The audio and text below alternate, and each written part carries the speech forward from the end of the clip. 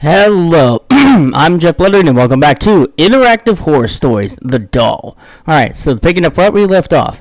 After you have prepared the omelet, Lisa wakes up and joins you in the kitchen. You eat the breakfast with her. She doesn't look so happy. There's an uneasiness on her face. Alright, so options are the meat knife is missing. Did Anna speak again? You have to study no play and don't ask anything. Let's go with that one. It's strange, Mom. I have no idea where the knife went, Lisa answered. This does not sound good. You eat breakfast with her. She doesn't look so happy. So, did Anna speak again? She did not speak today, but she kept changing her facial expressions. Sometimes she looked so happy, sometimes not. She was frowning. There was anger in her voice. I can't understand her. Lisa continued eating the breakfast. You have to study today, no play. Lisa sighed. This is Saturday, but okay, Mom. I will work hard and be better. Then she looked away. She might be hiding her thoughts. She was not such a vocal girl. And then, don't ask anything. The breakfast is over. I need to study math, says Lisa. Then climbs up to her room. You also need to work on the novel cover. You both are busy now. It's evening now. As you work on the cover, you hear screams from Lisa's room. You rush to her room. You find Lisa standing and breathing in panic. Her arms are full of stitches. This better be a dream. She did it! Lisa screams, showing her heavily wounded arms as blood leaks down to the floor. She jumped and ran away. Lisa points to the open window. You look outside. You can't see any running dolls there. Maybe because she ran away. Or is it too dark outside, or is Lisa lying? I won't allow her to harm you. Or Lisa, or slap. Why would we slap her? You didn't believe me before. I hate you. She screams at you, not allowing you to hug her. After she calms down a little, I want to stay alone. Leave me alone. You let her stay alone in her room. After closing the windows and locking the door, you make sure that no doll can trespass. You get into your own bedroom next to Lisa's room, so you can hear her in case she needs you. It is 3 a.m. now. It's raining outside. Lightning strike and enlighten your dark room. You haven't slept. You don't care about the freelance work you got. All these events make you too stressed to care about business. You see Lisa's silhouette at the door. She walks in. Lisa is holding something behind her back, but you can't see it. She approaches your bed, climbs in, and comes near you. With a sudden move, she stabs the meat knife into your belly. You never trusted me. She stabs you once again.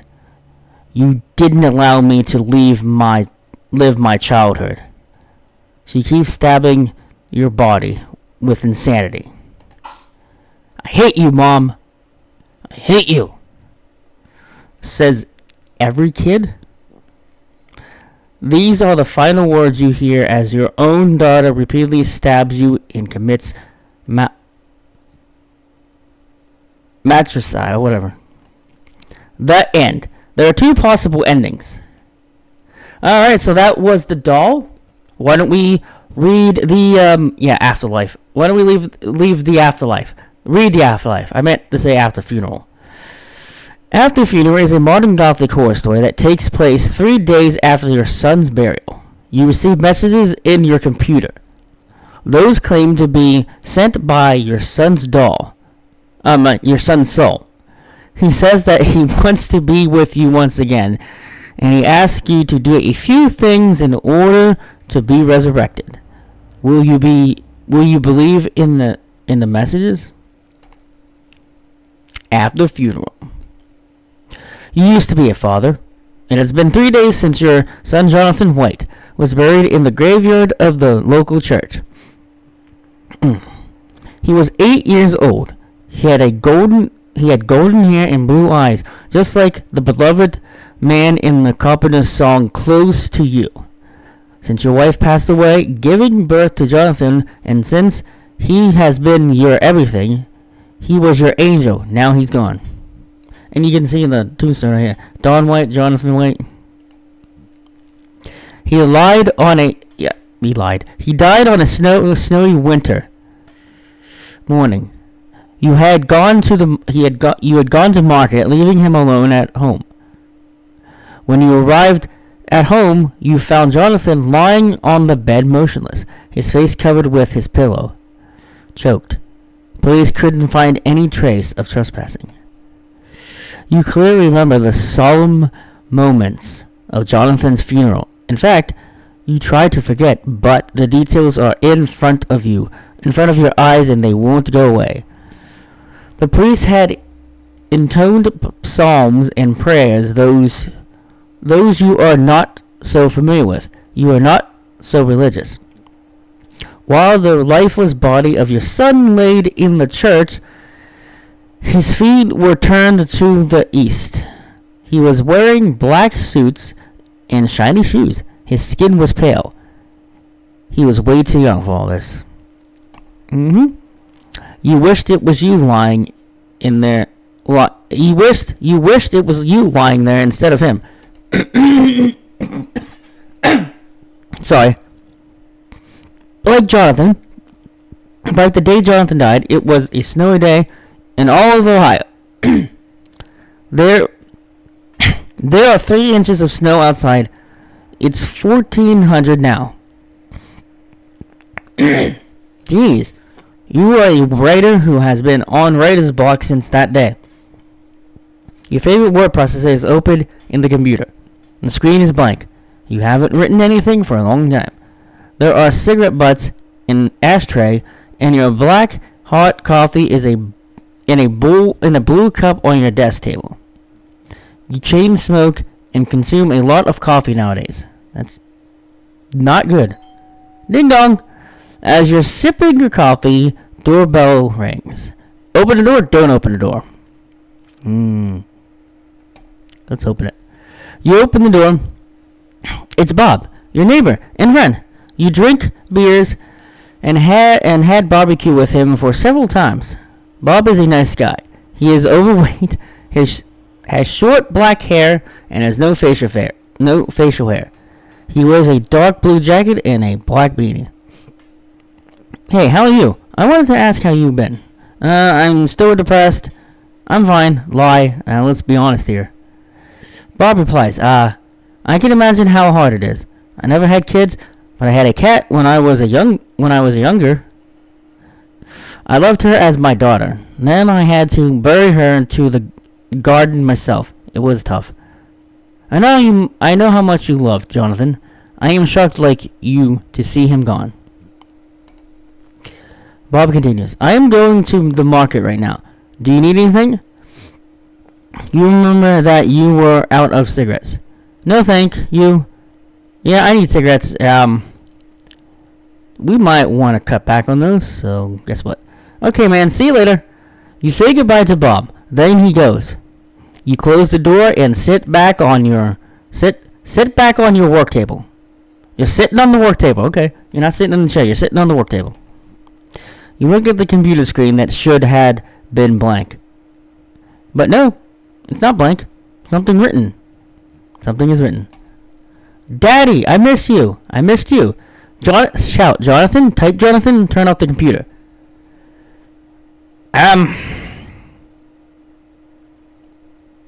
Let's just see how far we can go with this.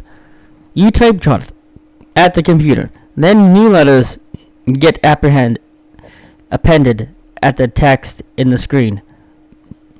Who types it? He, she, it writes fast. When they are finished, they form 2 sentences. I can hear you, Daddy. Talk to me. Okay, this is... if I was in... if this is me, I'd probably throw my computer out the window. Shout Jonathan. After you shout your deceased son's name, new letters appear informing a reply. Yes, it's me. You are not a computer engineer, but you know that it is possible to hack someone's computer and put a prank on him. If the computer is online, your computer is connected to the internet with an Ethernet cable. Pull the Ethernet cable. How is that possible, Jonathan? Turn off the computer. Yeah, we're pulling that thing. You crouch down and frantically pull the Ethernet cable from your computer. You expect that nothing else will be written, but no, you are wrong. I am in the computer. That's just... How is that possible, Jonathan? Good Lord said that I should be together with you. He said that I love you, and you love me, so he sent me back. Oh? Yeah, we'll turn that crap off. You turn off the computer, and the monitor screen goes black. Then nothing else happens on the screen. You don't find anything to write in your novel. So you don't need to turn on the computer once again. And yes, also, the text disturbed you. You don't experience anything supernatural during the rest of the day. At night, you take your sleeping pills and fall asleep. This gets that. Yeah, if that happened to me, my computer's going out the window. You are having a vivid dream. You see Jonathan in a garden with green grass and colorful flowers. He runs around with happiness. And angels? There are white-dressed angels around him. Everyone is smiling. You are not a part of this dream. Jonathan doesn't see you. But you are still content with him, with seeing him happy in this Eden. He was always a benevolent boy. After all, he deserved to go to heaven. Did he? You wake up to the sound of the doorbell. The door rings bell. You take a look at the clock. It's 10 a.m.